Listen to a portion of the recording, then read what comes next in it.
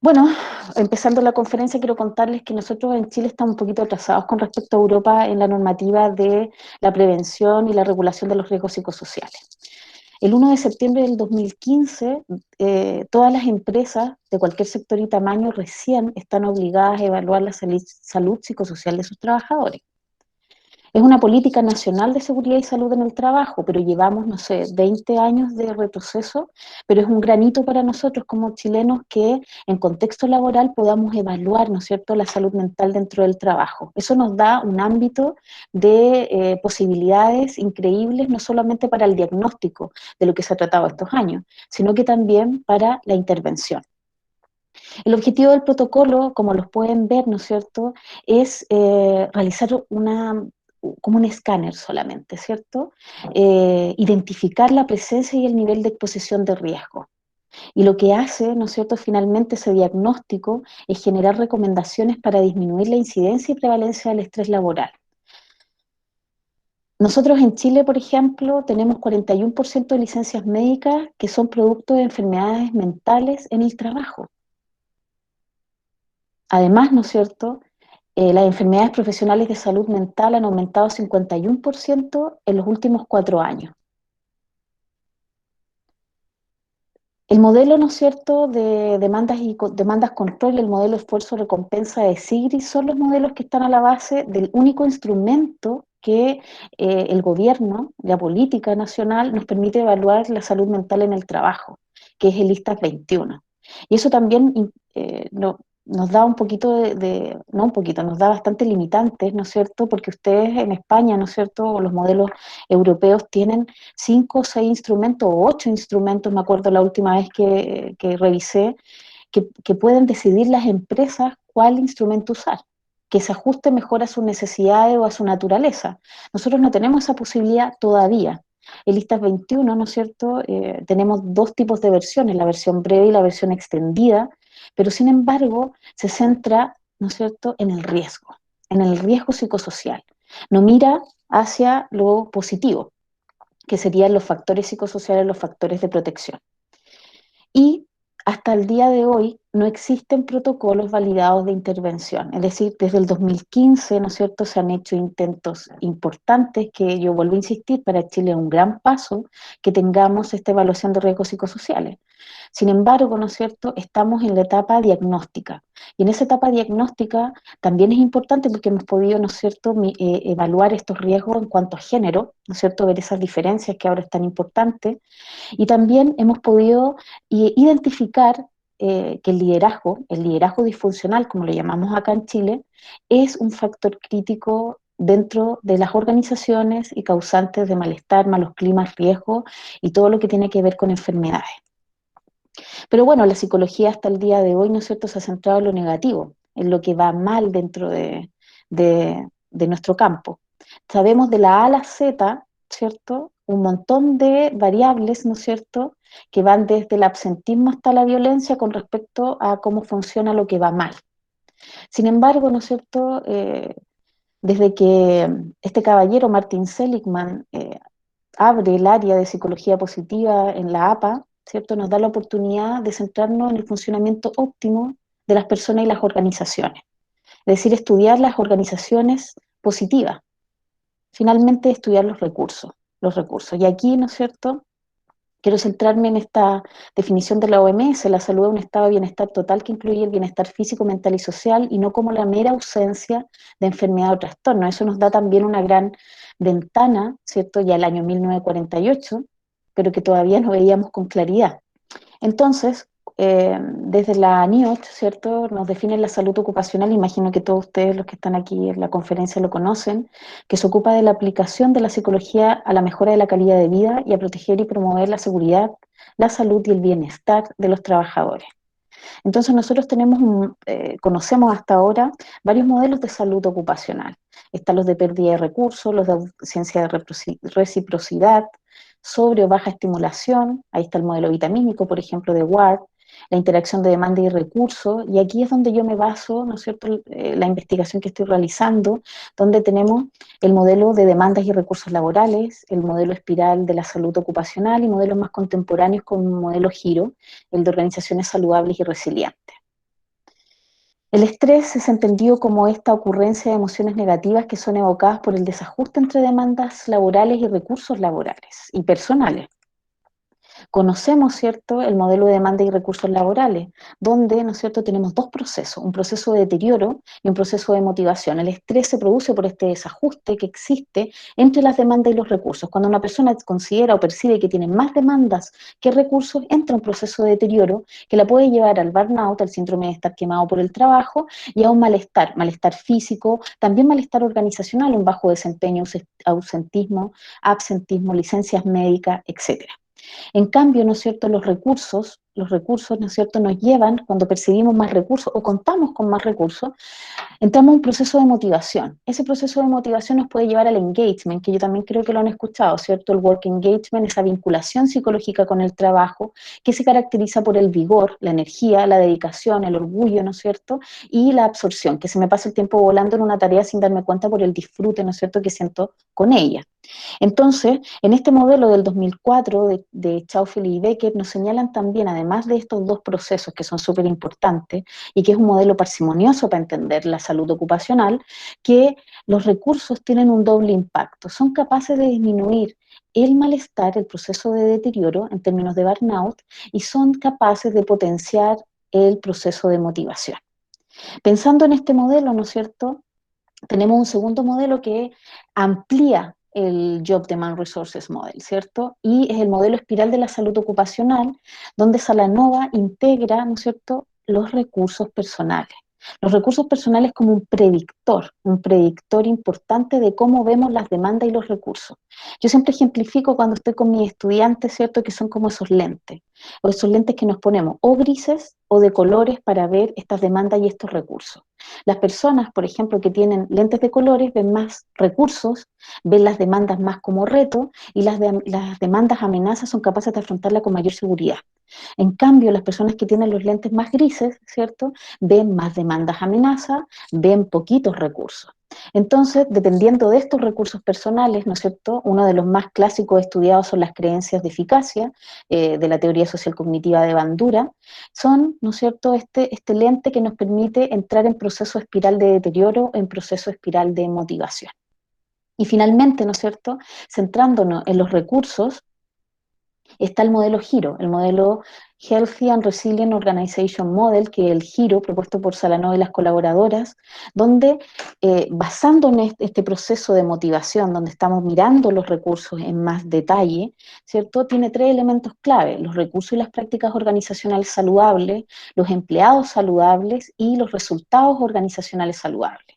Estos tres elementos interactúan entre sí.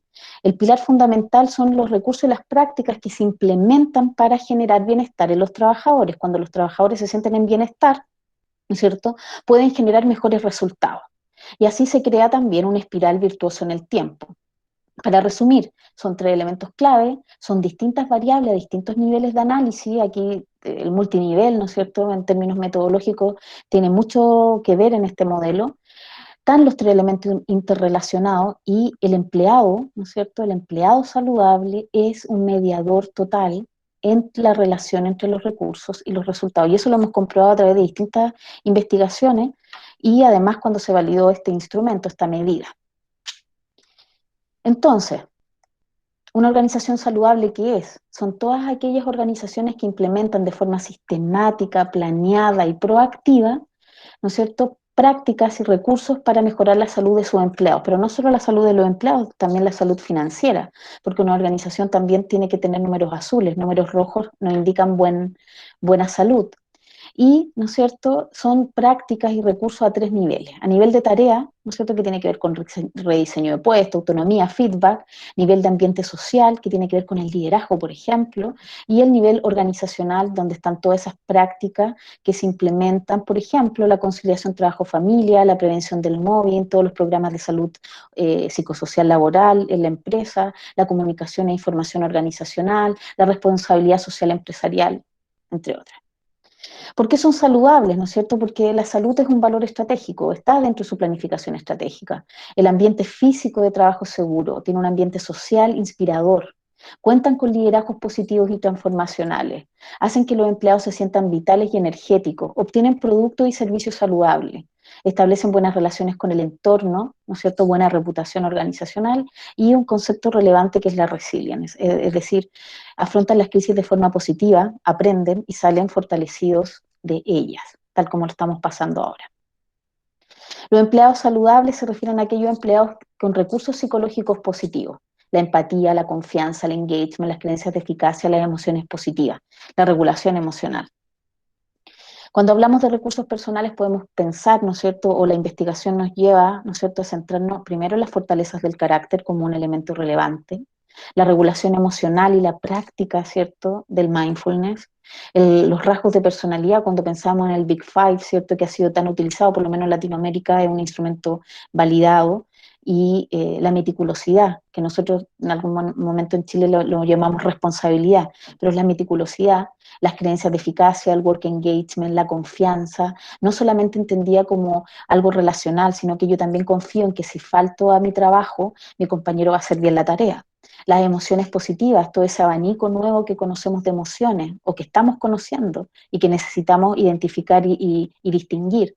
Las experiencias de recuperación, hay toda la línea de investigación de Sabine Sonnentag, ¿cierto?, que nos habla sobre la relevancia, ¿no es cierto?, de las experiencias de recuperación tanto pasiva como activa. Pasiva, dormir, ver tele, hacer zapping.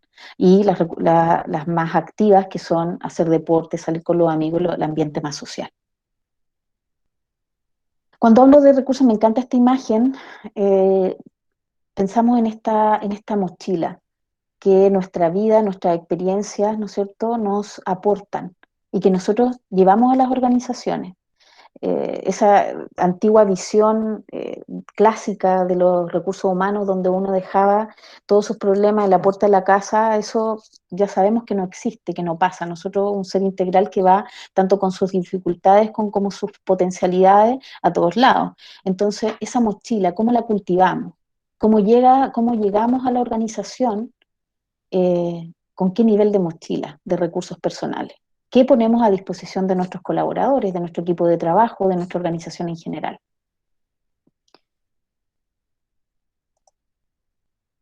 Bueno, las organizaciones necesitan este tipo de trabajadores, necesitan estos trabajadores saludables, especialmente, ¿no es cierto?, porque aportan buenos climas de trabajo, porque generan mejores desempeños, porque existe mayor colaboración. Es decir, la investigación cada vez nos apunta, ¿m?, que ciertas características positivas de los trabajadores generan mejor desempeño.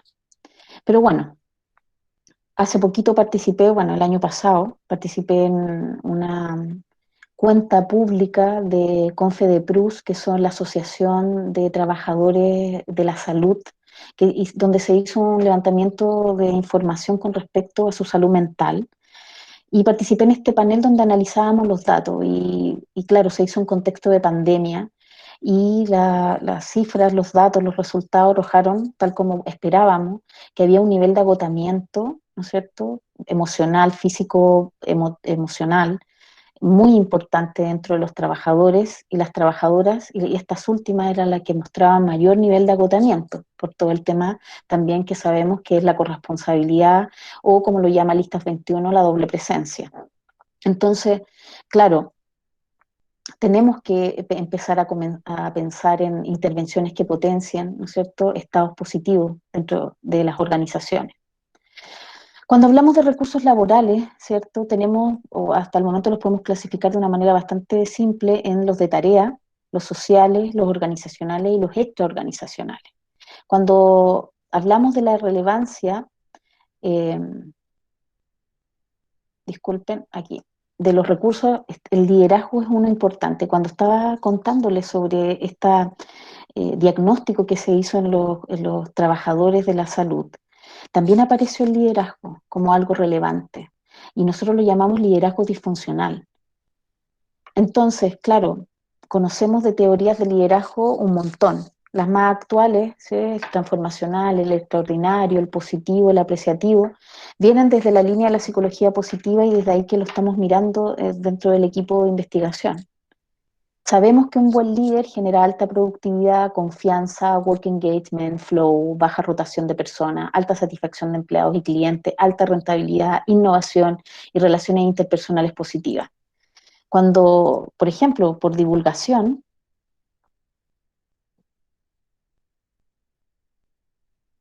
cuando se encuestan los trabajadores chilenos, las debilidades del líder en las empresas chilenas, ¿no es cierto?, es la falta de empatía. Si ustedes miran, ¿no es cierto?, comparado con Perú, con Colombia, con Brasil, los demás países tienden a ver más la tarea como una dificultad. No sabe delegar, falta de ejecución, falta de ejecución. En cambio nosotros, en Chile, ¿no es cierto?, al parecer, no tenemos esa dificultad en la tarea, pero sí tenemos esa dificultad en lo relacional, en mostrar, ¿no es cierto?, un liderazgo más transformacional, un liderazgo positivo. También, ¿no es cierto?, en un periódico del año pasado, la empatía y la comunicación son las cualidades más valoradas por los trabajadores en sus jefes.